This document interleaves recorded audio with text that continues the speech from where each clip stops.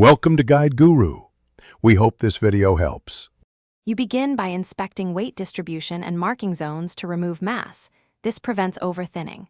First, focus on edges and shoulder because they lower weight without ruining the sweet spot. Use a sanding block with 120 grit to take off small, controlled shavings, short passes, and frequent weighing. Once done, switch to 240 grit for smoothing. Make sure to keep the face thickness intact. Thinning there drastically reduces performance. You're shaping balance, not hollowing the blade.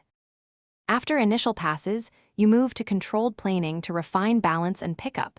Removing only 5 to 10 G per pass gives predictable results. You should measure and swing test frequently so you learn how each gram shift effects feel. Once the desired balance emerges, maintain face thickness around 6 to 12 millimeters near the middle to keep power. This preserves the sweet spot. Then sand progressively to 320-400 grit to smooth fibers. Make sure to keep strokes parallel to the grain to avoid tear out.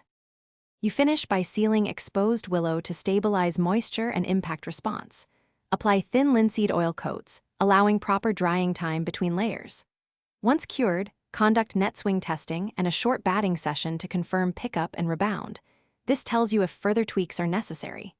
If the bat feels end-heavy or lacks punch, you can rebalance by adding small weights, 5 to 10 grams, near the handle, or use a thin epoxy insert in the toe for control. If cracking appears, stop and consult repair. Preventative. Thanks for watching. Consider subscribing if we helped you today.